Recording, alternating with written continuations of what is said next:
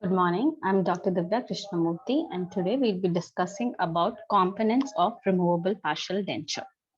So let us see what a removable partial denture is first. It is a dental prosthesis that restores one or more, but not all of the natural teeth and its associated parts. And it can be supported by natural teeth, dental implant, abutments, or any fixed prosthesis and the mucosa. The parts of the removable partial denture that we are going to discuss today are the major connector, minor connector, direct and indirect retainer, the denture base, and the replaced teeth. First, let's look into the major connector. It is defined as that part of the removable partial denture that can join components from one side of the arch to the other side of the arch. The arrow demarcates the major connector in the maxilla as well as in the mandible. So there are various types of maxillary major connectors such as the palatal bar, the palatal strap, horseshoe type, anteroposterior bar, anteroposterior strap, and complete palate. In the mandible, again, there are a few types such as the lingual bar, lingual plate, sublingual bar, double lingual bar, a cingulum bar, and a labial bar. The requirements of any major connector are that it should be rigid, it should be able to provide vertical support and protect the tissue that is beneath the removable partial denture, and it should provide a means for obtaining indirect retention when indicated. It should be able to place one or more type of denture bases in for the placement of the replaced teeth, and it should promote the patient comfort. So the general design of any major connector is for maxilla, it should be at least 6 mm away from the gingival margin, whereas in mandible, it should be at least 4 mm away from the gingival margin. And the anterior border and maxilla should lay in the posterior slope of the rugae. Whenever a major connector crosses the midline, it should do it at a right angle so that it crosses the right angle or the mid-palatine raphe with minimum contact. In case of a palatal strap, it should have a width of minimum 8 mm. All the borders should be tapering, they should be smooth, slightly curved, and the entire major connector should be of uniform thickness, and no relief should be provided below the maxillary major connector. Moving on to the minor connector, it is that component that connects the major connector or the base of the removable partial denture to all the other units of the prosthesis, such as the clasp assembly, the indirect retainers, and the rest. In the picture below, you can see the areas marked in red are the areas that are the minor connector of the cast partial denture. The functions of the minor connector are to join all the components and to distribute the applied forces, that is, from prosthesis to the abutment as well as from the abutment to the prosthesis. The design of any minor connector should be rigid. It should be located in the embrasure areas, and whenever they cross the gingiva, they should do so abruptly, and they should taper towards the contact areas. There are 4 types of minor connector, and we will be seeing each one of them in detail. The first one is the one which joins the clasp assembly to the major connector. The second which joins the indirect retainer or the auxiliary rest to the major connector. The third joins the denture base to the major connector. And the fourth serves as an approach arm or for the vertical projection or bar type of clasp. The first type, which joins the clasp assembly to the major connector, should be rigid as it supports active components and it will prevent the vertical movement of the removable partial denture. So the area which are marked diagonally here is the minor connector area. The one which joins the indirect retainer or the auxiliary rest to the major connector should be placed in the lingual embrasures and at right angle to the major connector. So we can see on the first premolar where there's an auxiliary rest here. This is the minor connector which is emerging from the lingual bar mandibular major connector. The third one is denture-based minor connector. There are three types: open construction, mesh construction, bead, wire, nail head component on the metal base. And all of them should be rigid, should have minimum interference while placing the teeth. So like we see the open construction minor connector first, you can see it is just like a ladder work network. So there are longitudinal and latitudinal screws onto which you will be able to place and engage the acrylic denture base. And it is very easy to reline and rebase this type of minor connector. The second is meshwork. Again, it is much easy to reline and rebase this type of minor connector, and you have good adhesion with the acrylic denture base. The third is a nail bed or nail head or wire type, in which you don't have any contact of the acrylic with the mucosa. The metal itself sits directly on the mucosa, and you have a few projections like this, such as a nail head, onto which the acrylic will be held onto. The fourth is the only minor connector which is non-rigid in nature, but it supports a direct retainer. It serves as an approach arm. This U-shaped cast portion is the minor connector which serves as an approach arm for a bar type of clasp. Moving on to the direct retainer, it is that component of removable partial denture that is used to retain and prevent dislodgement, and it consists of a clasp assembly or precision attachment. There are various types of direct retainer. They are divided into intracoronal and extracoronal. The intracoronal are further divided into precision and semi-precision attachment, whereas the extracoronal is divided as retentive clasp assemblies and attachments. The retentive clasp assemblies, which are most commonly used, are further divided into a suprabulge type and an infrabulge type. We will see each one of them now.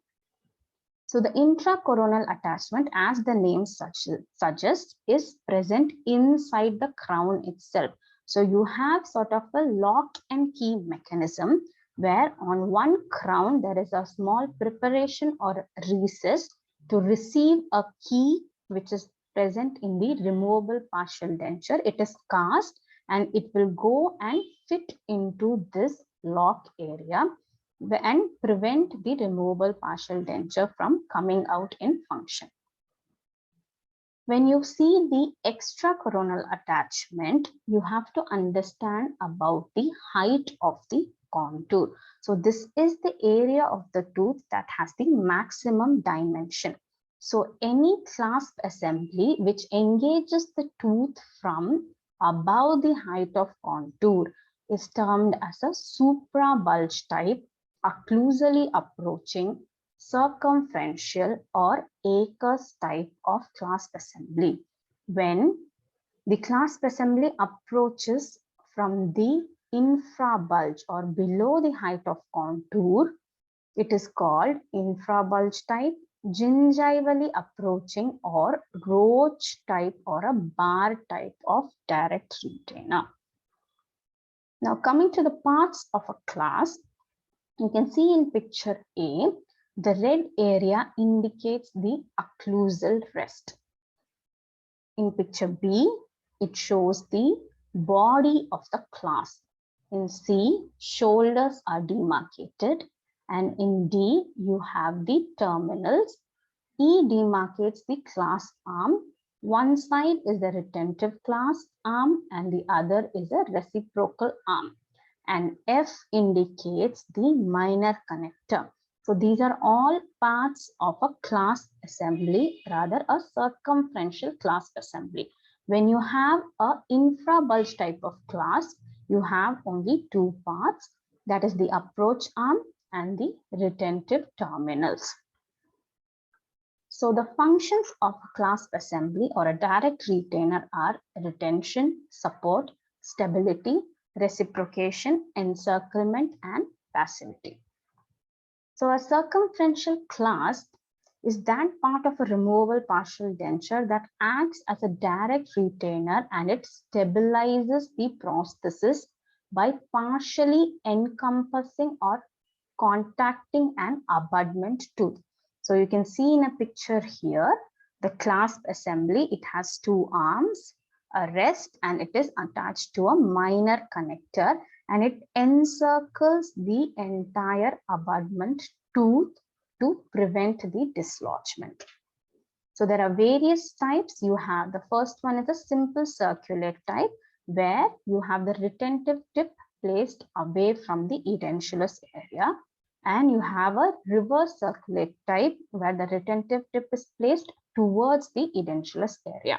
Then you have multiple circulate type, which you can see in the picture right below, that there are two circumferential clasps which are attached to each other lingually. Then you have a reverse action or hairpin type, an embrasure type, and a ring type of circumferential clasp.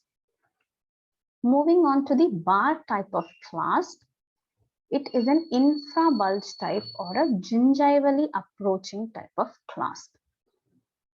So coming to the design of a bar clasp, when you divide the tooth into thirds, the occlusal third acts as a supporting area, the middle third acts as a stabilizing area, and the gingival third acts as a retentive area.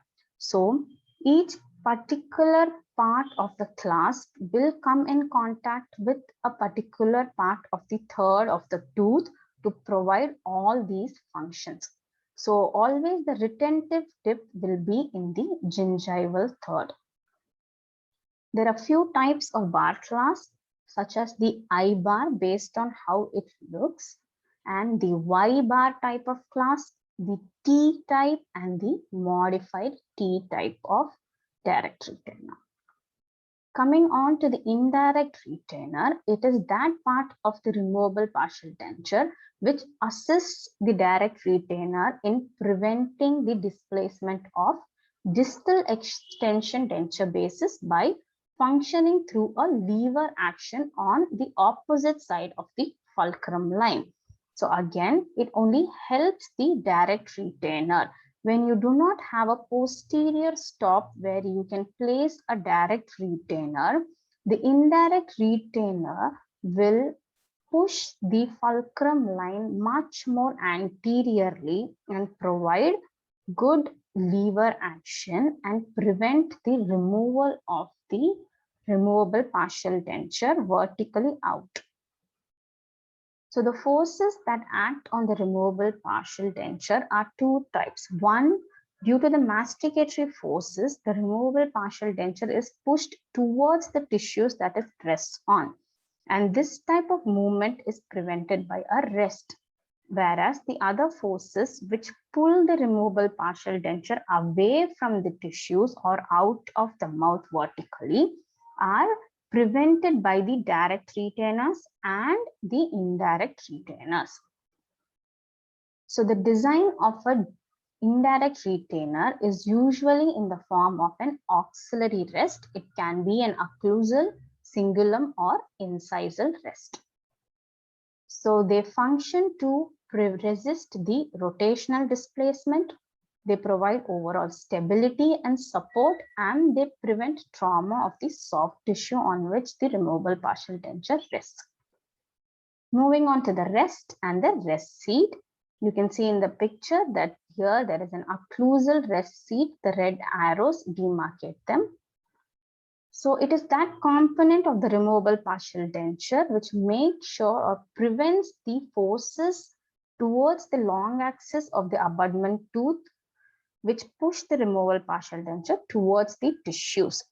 And the rest seat is the prepared surface on the teeth. So the rest seat as such is not part of the removable partial denture, rather it is part of the abutment tooth onto which the rest will be sitting. So the rest seat preparation is usually shallow and it is a saucer shaped preparation.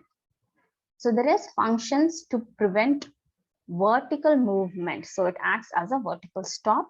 It maintains all the components in the plant position. It maintains the established occlusal relationship and prevents tissue injury. So there are a few types of rest. The primary rests are the ones which are attached to a direct retainer, and secondary rests are the ones which are attached to indirect retainers. And based on the location, they are occlusal, lingual or cingulum rest and incisal rest.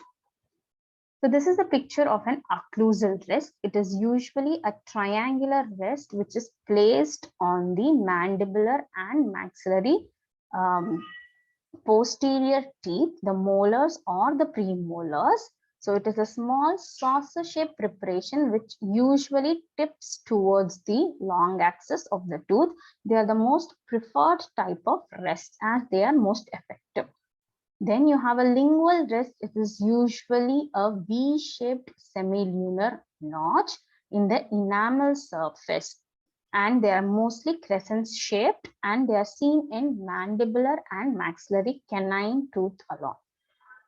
Moving on to incisal rest, again the preparation is done only in the enamel to a depth of 1.5 mm and a width of 2.5 mm. It can be placed in maxillary or mandibular incisor teeth. The last is the replaced teeth, and the function of this is it prevents the migration of the remaining teeth, it restores the masticatory efficiency and maintains the proper interarch space and the vertical dimension and helps in a proper speech for the patient. There are a few different materials in which you get the RPD or the cast partial denture teeth. You can have an acrylic teeth like in the picture here. You also have porcelain teeth which have very good aesthetics, but when you place it against a natural teeth, there is a chance of a lot of abrasion. Then you have metallic teeth which are present in gold and chrome. Now let's try to identify the components based on this lecture. I'm sure you'll be able to identify that A is the maxillary major connector. It is an antero-posterior maxillary major connector. And B is a denture-based type, a ladder type or open construction minor connector. C is a direct retainer. It is a I-bar type of a direct retainer. So go ahead and identify all the components. Thank you.